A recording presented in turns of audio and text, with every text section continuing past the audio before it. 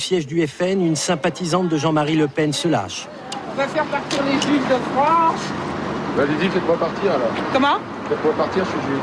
Ah bah oui, bah malheureusement, tous ceux qui tiennent une caméra sont juifs, c'est obligé. Vous êtes émancipés, mais vous nous écrasez un peu trop, nous les vrais Français. Hein. L'émancipation des Juifs, c'était Napoléon III qui l'a voulu, mais pas nous. En 1808, il a donné un territoire, un os à ronger aux Juifs en Algérie. Et nous, maintenant, on nous accuse d'avoir occupé l'Algérie. Tout ce que font les Juifs, c'est pas les Français qui le font. Il y a trop de Juifs, vous êtes trop Juifs en face de moi, là, ça se voit sur votre tête. Quand même. Des fausses victimes de nazis qui s'en mettent plein les poches, c'est une escroquerie qui fait grand bruit à New York. Quelques 5500 personnes ont reçu aux États-Unis plus de 42 millions de dollars d'indemnisation payés par l'Allemagne.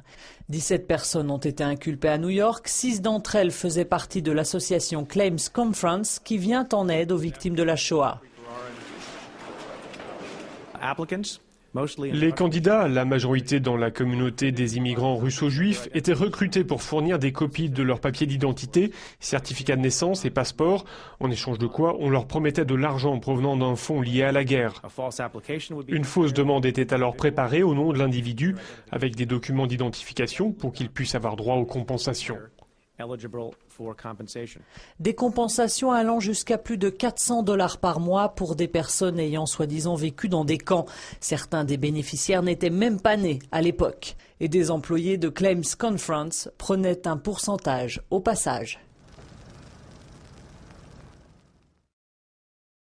Je n'arrive pas à croire que des Juifs ont pu détourner de l'argent réservé pour les survivants de l'Holocauste.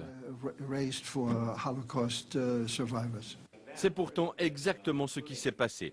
En plein cœur de Manhattan, une bande d'escrocs a œuvré pendant 16 ans pour extorquer des millions à une organisation chargée de répondre aux demandes d'indemnité des victimes du nazisme.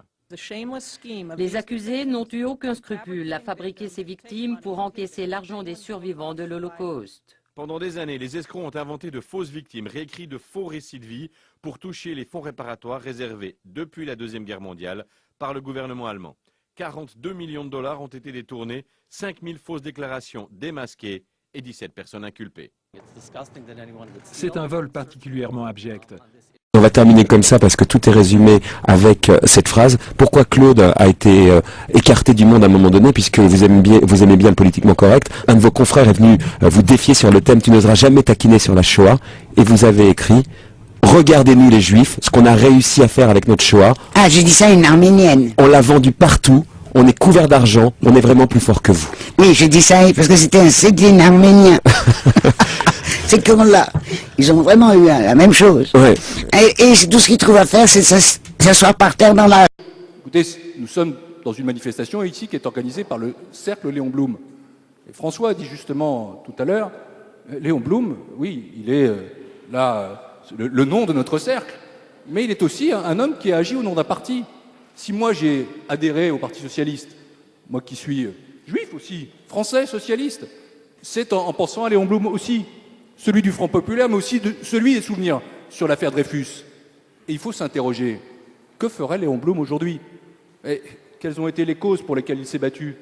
La République, le socialisme, la gauche, et vers la fin de sa vie, c'est vrai, le sionisme. Et le sionisme, pour lui, c'était à la fois la création d'Israël et la paix au Proche-Orient. La paix, c'était très important, il s'est engagé dans ces affaires-là. Et donc, pour faire respecter Léon Blum, soyons dans tout ça.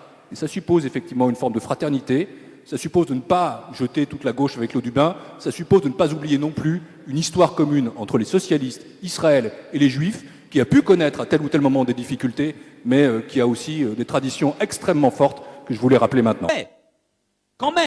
La deuxième histoire, c'est celle qui, à mon avis, résume le mieux qu'aucune théorie économique, ce qui se passe aujourd'hui. C'est Shlomo qui téléphone à David en lui disant « Écoute, j'ai une affaire formidable à te proposer, j'ai un camion de pantalons, les pantalons valent $1. Tu les veux ?» Formidable. David prend les pantalons, téléphone à Jonathan et lui dit « Écoute, j'ai une affaire formidable pour toi, un camion de pantalons, $2. Tu les veux ?» Formidable. Jonathan téléphone à Shaul qui lui propose $3 et l'histoire continue. Jusqu'à ce qu'un certain moment, Moshe téléphone à Christian et lui dit « J'ai une affaire formidable pour toi, des pantalons, $49. » Ah, formidable, 49. Formidable, je les prends. Le lendemain, Christian téléphone à Moshe en disant « Écoute, tu es vraiment un escroc. » « Comment je suis un escroc ?»« Mais si, écoute, tu m'as vendu $49 des pantalons immétables. » Qu'est-ce que tu racontes? Qu'est-ce que tu sais très bien. J'ai ouvert le camion, il y avait des pantalons, il n'y avait qu'une jambe. Qu'est-ce que tu veux que je fasse avec des pantalons? Personne ne me met des pantalons qui a une jambe. Tu n'as rien compris, c'est pas fait pour mettre, c'est fait pour acheter, pour vendre, pour acheter, pour vendre. Et c'est exactement la meilleure leçon qu'on puisse avoir sur ce qui se joue en ce moment, si vous voulez comprendre ce qui se passe dans le système financier moderne. C'est tout, vous avez tout compris quand vous avez compris.